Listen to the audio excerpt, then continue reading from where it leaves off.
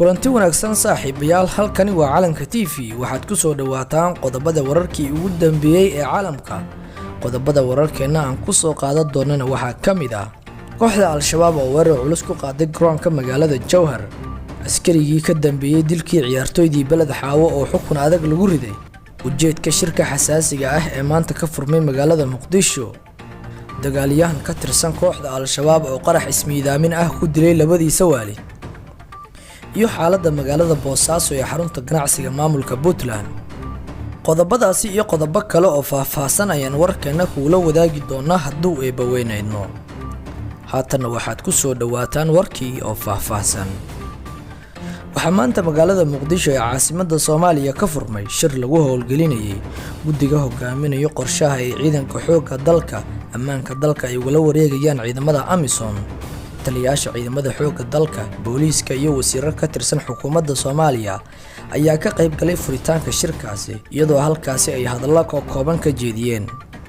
wakiilo ka socday hay'adaha ammaanka ee dowladda dhexe, dowlad goboleedyada iyo xubno ka socday xafiisyada sarsare ee hay'adda dowladda federaalka ayaa qayb ka ah guddigan oo ka shaqayn doona dejinta istiraatiijiyadda ay Soomaaliya ku hanan karto ammaanka guud ee dalka waqtiga dhow. wasiirka gaashaaniga xukuumadda federaalka Soomaaliya Xasan Xuseen Xaaji oo ka hadlay furitaanka shirkan ayaa yiri 14 sano ciidamo ajaanib ah ayaa dalka joogay, intaasna ciidan qaran ayaa noo dhismayay. hadda waxaan leenahay ciidamo aad u firfircoon. xubnaha guddiga waxaa laga rabaa labadan maalmood inay dejiyaan qorshe culus oo caalamka aan la hortagi karno oo aan ku dhahno Soomaaliya qorshahan ayay qaadatay. taliyaha ciidanka xoogga dalka Odawaye Yuusuf Raage ayaa kulankaas ka yiri waxaa laga hadlayay amniga dalka, waxaana la rabaa in dhammaan hay'adaha ammaanka ee dowladda dhexe iyo dowlad goboleedyada ay hal aragti ka wada yeeshaan. kulankan wuxuu sal u noqon doonaa mideynta iyo jihaynta awoodda aan haysano, taasna waxay fursad noo sii doontaa in hal dhinac loo jiheeyo ammaanka dalka. wasiirka arrimaha dibadda xukuumadda federaalka Soomaaliya Cabdisaciid Muuse Cali ayaa kulankaasi ka yiri howlgelinta guddigan waxay caddeyn u tahay sida ay Soomaaliya uga go'an tahay la wareegidda amnigeeda qaran.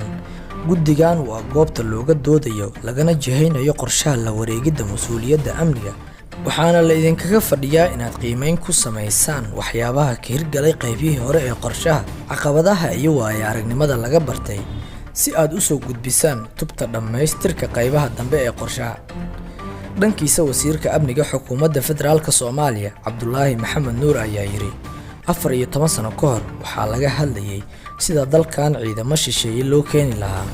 maanta waxaa qaangaar ah caruurtii dhalatay markii la soo bilaabay ka hadalka ammaanka Soomaaliya. waxaan ka rajaynayaa saraakiishan aadka u dhisan inay hawshan loo xil saaray si taxaddar leh u gutaan.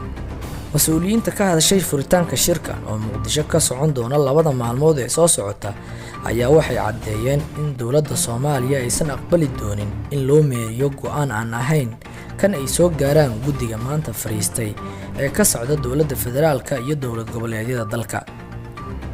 dhanka kale, dagaalyahan ka tirsan kooxda Al-Shabaab ayaa qarax ismiidaamin ah ku dilay labadiisa waalid habeennimadii xalay. ninkan la sheegay inuu dilay labadiisa waalid ayaa waxa uu ku sugnaa deegaanka Katito ee ka tirsan magaalada Kisumu ee dalka Kenya, sida uu qoray wargeyska The Star oo soo xiganaya booliiska dalka. ismiidaamiyaha oo magaciisa lagu sheegay Joseph Otembo loona yaqaano Bobby ayaa tagay guriga Petro Onyango iyo xaaskiisa Mary Otenyo oo wehelisa gabadhooda. wax yar kadibna wuu isku qarxiyay. gabadha ay dhaleen lamaanahan ayaa la sheegay inay ku dhaawacantay qaraxa lana geeyay isbitaalka. ila wareedyo ka tirsan booliiska dalka ayaa The Star u sheegay in ismiidaamiyuhu uu dhawaan ka soo laabtay kooxda Al-Shabaab una adeegsaday walxaaq qarxa uu isagu farsamaystay kadibna uu isku xiray. Bob ayaa lagu waramayaa in sidoo kale uu 17 Diseembar 2020 isku dayay in gabar ay saaxiibo ahaayeen oo 16 jir ah uu ku dilo guri ay kireysteen oo ku yaala xaafadda Katito sababo la xiriira inay sameeyso galmo ka baxsan guurka. sida ay sheegeen booliiska waxa uu bam uga dhex tagay guriga taasi oo qaraxday kadibna wax ay dhaawacday gabadha, waxa uuna kadib ka cararay magaalada iyadoo aan dib loo arkin ka hor qaraxii xalay. ismiidaamiyaha ayaa la sheegay inuu 5 sano ka hor ka tagay magaalo xeebeedka Mombasa kuna biiray kooxda Al-Shabaab. Karanja Muriye oo ahaa madaxa booliiska Nyanza ayaa sheegay in falkii xalay ay ula macaamilayaan inuu ahaa mid argagixiso. Waxaan isku dayaynaa inaan ogaano halka uu jiray bilihii tagay. Tani waa arrin halis ah, waana ku raad joognaa ayuu yiri Karanja Muriye. Dhanka kale, kooxda Al-Shabaab ayaa weerar culus ku qaaday garoonka magaalada Jowhar. Xogo ka tirsan kooxda Al-Shabaab ayaa waxaa la soo warinayaa inay xal weerar madaafiic ku qaadeen garoonka diyaaradaha magaalada Jowhar ee xarunta gobolka Shabeellada Dhexe, halkaasi oo ay ku sugan yihiin ciidamo ka tirsan kuwa AMISOM. Wararka ayaa sheegaya in weerarka uu ahaa mid culus oo ku bilowday madaafiic, waxaana xigay hub waaweyn oo iyaguna ku jawaabeen ciidamada Burundi ee ku sugnaa halkaasi. ilo ka tirsan dadka deegaanka ayaa inoo sheegay inay maqlayeen dhawaqa hubka ay isweydaarsanayeen labada dhinac iyo dagaal toos ah oo xigay. Macida ilaa iyo hadda khasaaraha rasmiga ah ee ka dhashay weerarkaasi hubiyayaashu ku bilowday iyo dagaalka dhex maray Al-Shabaab iyo ciidamada AMISOM. Al-Shabaab oo qoraal kooban oo ay soo saartay shaacisay ayaa sheegtay in dagaal dhowr jiha ah ay ku qaaday garoonka Jowhar oo ay sheegtay in xilligaasi ay ku sugnaayeen saraakiil cadaan ah, kuwa Afrikaan ah iyo kuwa ka tirsan ciidamada Bangarafta sida ay hadalka u dhigeen. Dhanka kale, ma jiro wax hadal ah oo ka soo baxay saraakiisha ammaanka ee Hirshabeelle iyo kuwa AMISOM oo ku aadan dagaalka iyo khasaaraha rasmiga ah ee ka dhashay. Xaaladda ayaa maanta degan, balse waxaa lagu soo waramayaa in ciidamada huwanta ah oo iskaashanaya ay bilaabeen howlgallo lagu baadigoobayo raggii ka dambeeyay weerarka. Jowhar ayaa waxay ka mid tahay magaalooyinka waaweyn ee la qorsheeyay inay ka dhacaan doorashooyinka dalka, waxaana badi weeraro ku soo qaada kooxda Al-Shabaab. Dhanka kale, maxkamadda ciidamada qalabka sida ee Soomaaliya qaybta 27 ayaa maanta soo gabagabaysay dacwad ka dhan ah Maxamed Cali Xuseen oo ka tirsanaa hay'adda nabad-sugidda, isla markaana lagu soo eedeeyay dilka 2 ciyaartooy oo dhawaan ka dhacay garoon ku yaala magaalada Balad Xaawo oo ka tirsan gobolka Gedo. Maxamed ayaa lagu xukumay dil toogasho ah oo ah qisaasta marxuumiinta kala ah Sakariya Axmed Gaarane iyo Axmed Sharmaake Cabdullaahi oo ka mid ahaa dhalinyarada deegaanka. Maxamed Amiin Cabdulle Aadan oo ah gudoomiyaha maxkamadda ciidamada qalabka sida qaybta 27 ayaa ku dhawaaqay go'aanka maxkamadda, waxa uuna shaaca ka qaaday in dable Maxamed Cali Xuseen lagu helay dacwadda dilka ah ee lagu soo eedeeyay.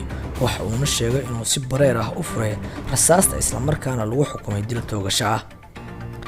Dilka labadan dhalinyaro oo caanka ka ahaa magaalada Balad Xaawo ayaa dhaliyay cara xoogan maadaama uu ka dhacay garoon ay ciyaar ka socotay kuna sugnaayeen bulsho badan.